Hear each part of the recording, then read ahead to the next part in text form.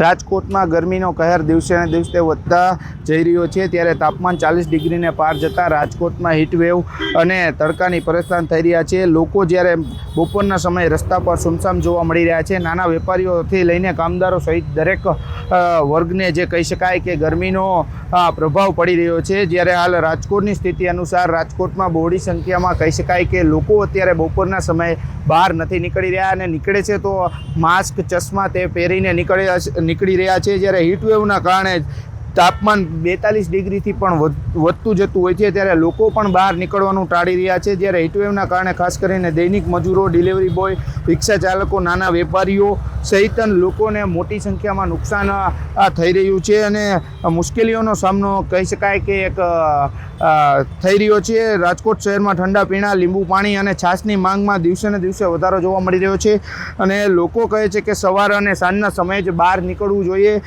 અને પોતાનું કહી શકાય કે ધ્યાન રાખવું જોઈએ। હાલની પરિસ્થિતિ ધ્યાનમાં રાખીને આરોગ્ય વિભાગ દ્વારા પણ સલાહ આપવામાં આવતી હોય છે અને બપોરે બહાર ન નીકળવું, પૂરતી પાણી પીવું, ગરમીથી બચવા સાવચેતી રાખવી। રાજકોટના હીટવેવનો પ્રભાવ પણ દિવસે ને દિવસે વધતો જતો હોય છે ત્યારે રાજકોટના હીટવેવનો પ્રભાવ દિવસે ને દિવસે વધતા જ લોકોની સમસ્યામાં કહી શકાય કે વધારો જોવા મળી રહ્યો છે અને હાલ રાજકોટની સ્થિતિ અનુસાર કહેવામાં આરોગ્ય વિભાગ દ્વારા પણ કહેવામાં આવતું હોય છે કે પૂરતું પાણી પીવું જોઈએ અને આ હીટવેવના કારણે લોકોને પણ સાવચેતી રાખવી જોઈએ। કેમેરામેન ગૌતમ લશ્કરી સાથે મિત ભટ્ટી, ચાંદની ન્યૂઝ, રાજકોટ।